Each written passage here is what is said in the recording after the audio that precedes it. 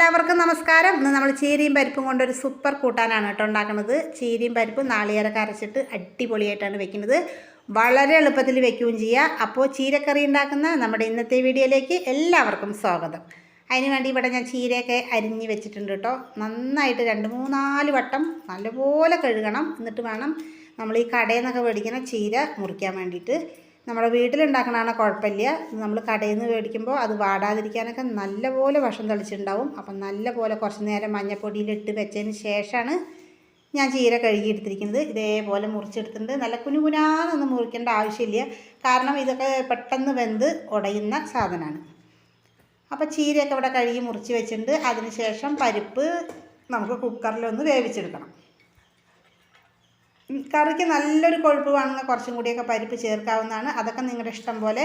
പരിപ്പ് ഗ്യാസുള്ളവരൊക്കെ ഉണ്ടാവും കൂടുതലിട്ട്, അപ്പോൾ നമ്മളിതുപോലെ കുറച്ചൊക്കെ എടുത്താൽ മതി. അപ്പോൾ പരിപ്പിൻ്റെ മുകളിലായിട്ട് കുറച്ച് വെള്ളം ഒഴിച്ച് കൊടുക്കുക. 1/4 ടീസ്പൂൺ മഞ്ഞൾപ്പൊടി, 1/2 ടേബിൾ സ്പൂൺ അളവിൽ ഉപ്പിട്ട് കൊടുക്കുന്നുണ്ട് ഞാൻ. ഇത്ര ഉപ്പേ ഞാൻ ഈ കറിയിലേക്ക് മൊത്തമായിട്ടുള്ള അളവാണ് കേട്ടോ പറഞ്ഞത്. ഈ ഒരു കെട്ട് ചീരയാണ്, കാരണം ചീരയിലേക്കും കൂടിയുള്ള ഉപ്പ് ഞാൻ ഇപ്പോൾ ഈ പരിപ്പിലിട്ട് കൊടുത്തിട്ടുണ്ട് കേട്ടോ. അപ്പോൾ ഒരു 2 വിസിലടിച്ച് പരിപ്പ് നമുക്ക് വേവിച്ചെടുക്കണം. അതിലേക്കുള്ള അരപ്പ് തയ്യാറാക്കാപ്പോഴേക്കും അതിന് വേണ്ടി 2 പച്ചമുളക്, അരമുറി നാളികേരം, 3-4 ചെറിയ ഉള്ളി, ഇതെല്ലാം ചേർത്ത് നമുക്ക് നന്നായി ഒന്ന് അരച്ചെടുക്കണം. പിന്നെ ഇതിലേക്ക് ജീരകത്തിൻ്റെ ടേസ്റ്റ് ഇഷ്ടമുള്ളവർക്ക് ജീരകം ചേർക്കാം. ഞാനിപ്പോൾ ഇതിൽ ജീരകം ഇട്ടിട്ടില്ല.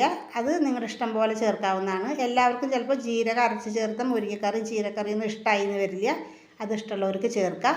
അതിന് ശേഷം ഞാൻ 1 ടീസ്പൂൺ അളവാണ് കേട്ടോ, ടേബിൾ സ്പൂൺ അല്ല, കാരണം 2 പച്ചമുളക് ഇട്ടിട്ടുണ്ടല്ലോ. 1 ടീസ്പൂൺ അളവിൽ എരിവുള്ള മുളക് പൊടിയും കൂടി ഇട്ട് കൊടുത്ത് കുറച്ച് വെള്ളം ഒഴിച്ച് നല്ലപോലെ നാളികേരം അരച്ചെടുക്കണം. അപ്പോഴേക്കും നമ്മുടെ ചട്ടി ചൂടാവാൻ വെച്ചിട്ടുണ്ട്. അതിലേക്ക് കുറച്ച് കടുക് ഇട്ട് കൊടുക്കണം. കടുക് നല്ലപോലെ ഒന്ന് പൊട്ടി വരണം. അപ്പോൾ കടുക് പൊട്ടിക്കഴിഞ്ഞാൽ 1/2 മുറി നമ്മുടെ സവാള ചേർത്ത് കൊടുത്തിട്ടുണ്ട്. സവാളയ്ക്ക് പകരം നമ്മുടെ ചെറിയ ഉള്ളി വേണമെങ്കിൽ ചേർക്കാം. അത് അപ്പോൾ ഒന്നും കൂടി കറിക്ക് ടേസ്റ്റ് കൂടുള്ളൂ. ഞാൻ ഇട്ടിരിക്കുന്നത് സവാളയാണ്. പിന്നെ കുറച്ച് വെളുത്തുള്ളി,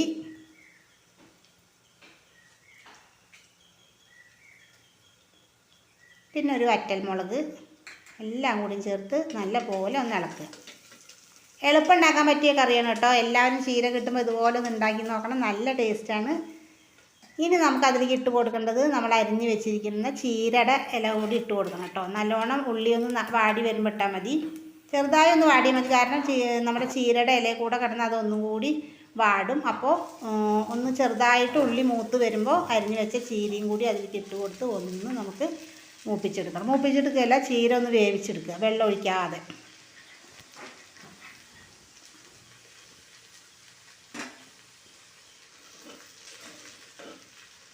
ചീര പെട്ടെന്ന് വെന്ത് കിട്ടിട്ട് ഒരു 4-5 മിനിറ്റ് വേണ്ടു. ഇതിലിപ്പോൾ വെള്ളം ഒഴിക്കണ്ട, പെട്ടെന്ന് ആ ഇലയുടെ തന്നെ ഒരു ആവിയിൽ കിടന്നിട്ട് അത് വേഗം വേവും.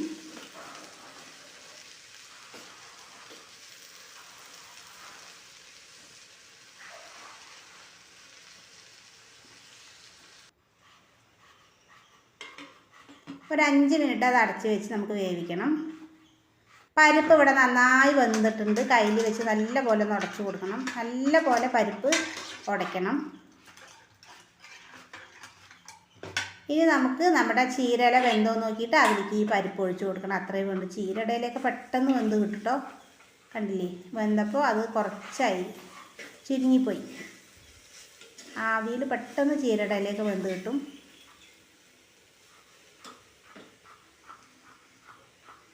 അതിലേക്ക് നമുക്ക് വേവിച്ച് വെച്ച പരിപ്പ് ചേർത്ത് കൊടുത്ത് ഒന്ന് തിളപ്പിച്ചെടുക്കണം.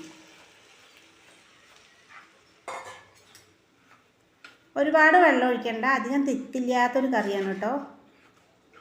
ഒരുപാട് ഇങ്ങനെ ലൂസാക്കി എടുക്കണ്ട, ഇങ്ങനെയൊക്കെ കുറച്ച് കട്ടിയിൽ ഉണ്ടാക്കുന്നതാണ് ടേസ്റ്റ്. അപ്പം നമ്മുടെ ചീരയൊക്കെ നല്ലോണം വെന്തിട്ടുണ്ട്. അതിലേക്ക് പരിപ്പും ചേർത്ത് കൊടുത്തിട്ടുണ്ട്. ഇനി നമുക്ക് അതിലേക്ക് അരച്ച് വെച്ചിരിക്കുന്ന നാളികേരം കൂടി ഒഴിച്ചു കൊടുക്കണം. ഉപ്പിൻ്റെ ഒന്നും ആവശ്യമില്ല, ഉപ്പൊക്കെ അതിൽ കറക്റ്റാണ് കേട്ടോ. ഞാൻ നേരത്തെ ഇട്ട് കൊടുത്തിരിക്കുന്ന ആ ഉപ്പിൻ്റെ അളവ് കറക്റ്റാണ്. ബാക്കിയുള്ള നാളികേരത്തിൻ്റെ അരപ്പിലൊക്കെ കുറച്ച് വെള്ളം ഒഴിച്ചതിന് ശേഷം എല്ലാം കൂടി ഒഴിച്ച് കൊടുത്തിട്ടുണ്ട്. ഞാൻ അധികം വെള്ളം ചേർക്കണില്ല. ഇനി വെള്ളം കൂടുതൽ വേണമെന്നുള്ളവർക്ക് ചേർത്ത് കൊടുക്കാം കേട്ടോ, കുഴപ്പമില്ല. ഇപ്പോൾ ഇങ്ങനെയാണെങ്കിൽ അതൊന്നുകൂടി ടേസ്റ്റ് ഉണ്ടാവും. ഇത് പിന്നെ എന്താ വെച്ചാൽ നല്ലോണം ഒന്ന് കുറുകി വരും. അപ്പോൾ ഒന്നും കൂടി വേണമെങ്കിൽ ലൂസാക്കാം, കുഴപ്പമില്ല. അങ്ങനെയാണെങ്കിൽ അതിന് നല്ല ടേസ്റ്റാണ്. അപ്പോൾ എല്ലാവരും ഇതുപോലെ ഒന്ന് ഉണ്ടാക്കി നോക്കിയിട്ട് നിങ്ങളുടെ അഭിപ്രായങ്ങളൊക്കെ ഒന്ന് അറിയിക്കണം കേട്ടോ. ഞാൻ കുറച്ചുകൂടി വെള്ളം ഒഴിച്ച് കൊടുത്തിട്ടുണ്ട്, കുറച്ച് ലൂസാക്കാൻ വേണ്ടിയിട്ട്. പ്രത്യേകിച്ച് നമ്മൾ ചട്ടിയിലൊക്കെ ഏത് കറി വെച്ചാലും ചട്ടിയിലിരുന്ന് ഒന്ന് കുറുകൂട്ടോ. അപ്പോൾ നമ്മുടെ കറി ഇവിടെ നന്നായി ഒന്ന് തിളച്ച് വരണം, ഇത്രയേ വേണ്ടൂ. അടിപൊളി കറിയാണ്. എല്ലാവരും ഒന്ന് ട്രൈ ചെയ്ത് നോക്കണം.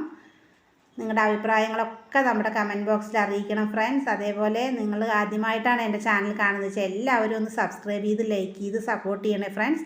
സബ്സ്ക്രൈബ് ചെയ്താൽ മാത്രം പോരാ, അതിൻ്റെ അടുത്തുള്ള ബെല്ലൈക്കൺ കൂടി പ്രസ് ചെയ്താൽ മാത്രമേ നമ്മുടെ അടുത്ത നോട്ടിഫിക്കേഷൻ നിങ്ങൾക്ക് കിട്ടുള്ളൂ. അപ്പോൾ എല്ലാവരും ഒന്ന് സബ്സ്ക്രൈബ് ചെയ്യുക, ലൈക്ക് ചെയ്താൽ മാത്രമേ പിന്നെ വീഡിയോകൾ കയറി വരുള്ളൂ. നമ്മുടെ ചാനലിലൊക്കെ സിമ്പിൾ കറികളാണ് കേട്ടോ ഉണ്ടാക്കുന്നത്. അപ്പോൾ എല്ലാവരും ഒന്ന് സപ്പോർട്ട് ചെയ്യണേ ഫ്രണ്ട്സ്. നമ്മുടെ ചീരക്കറി ഇവിടെ റെഡി ആയി കഴിഞ്ഞു കേട്ടോ. അപ്പം നല്ലൊരു വീഡിയോ ആയിട്ട് നാളെ വരാം. ടാറ്റ.